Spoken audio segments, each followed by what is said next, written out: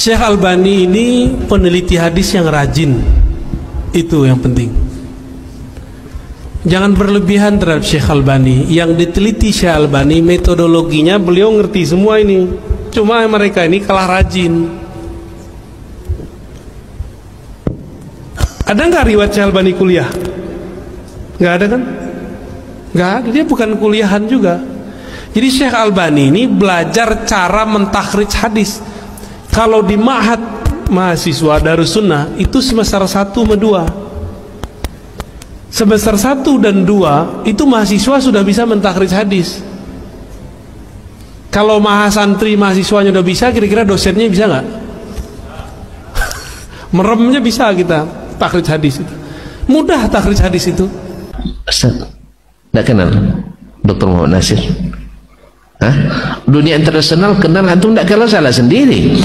Sama orang tak kenal dengan Syekh Al-Albani, wajarlah, dia lokalnya di sana internasional, ya wajarlah. Tak pas lah orang lokal tak pas orang lokal menjadi juri bagi kelas internasional. Masuklah orang lokal memberi penilaian ke orang yang kelasnya internasional, masuk. Nah masuk lah. Kalau jadi juri harus lebih hebat dari yang ikut lomba. Kalau enggak nanti ditawakan orang nanti. Paham enggak saya? Ya, alhamdulillah. Dan yang di antara yang mendapatkan hadiah ini di dunia Islam juga ada Syekh Muhammad Nasruddin Al-Albani alaihi rahmatullah, dapat juga hadiah ini. Di antara yang dapat pula adalah Dr. Zakir Naik.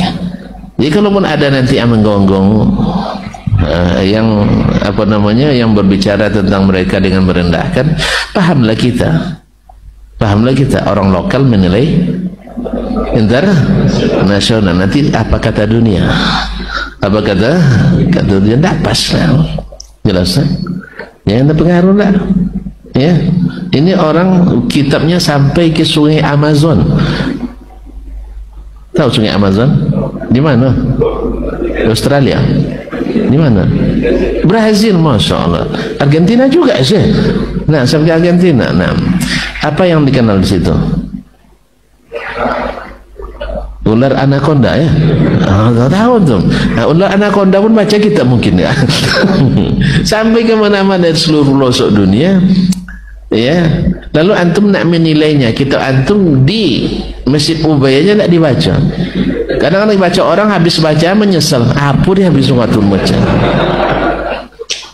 Ya, dibaca orang, kadang-kadang dibaca. Nih, buang-buang waktu saya 2 hari ini baca kitab 250 halaman.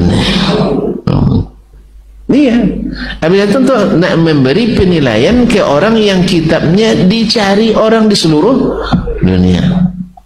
Saya termasuk yang menyaksikan bahwa kitab-kitab Syekh Al-Albani dalam setiap pameran kitab di Madinah atau di Riyadh atau di mana-mana selalu kitab yang pertama habis. Jadi bukan bestseller lagi. Apa di atas bestseller lagi? Hah? Top bestseller di atas lagi. Nah, jadi padahal kitabnya mahal-mahal kitabnya, dicari orang. Alhamdulillah. Dan murid-muridnya terbilang gemilang dan cemerlang di seluruh negara di dunia, menjadi ulama-ulama yang menjadi mercusuar ilmu. Ya, lihatlah, antum tahu beberapa murid Al-Albani yang masya Allah jadi pembawa bendera tauhid, pembawa bendera sunnah di negerinya masing-masing. Tahu kan siapa contohnya?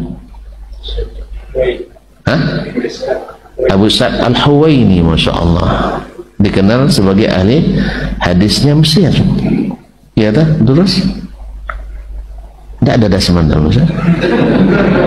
Bilanglah Allah ya hadir. Nah, saya tidak ketemu Syekh, tapi bertemu dengan muridnya. Bukan saya punya ijazah dari salah seorang muridnya dari Maroko, Syekh Muhammad Al-Amin Bukhubzah.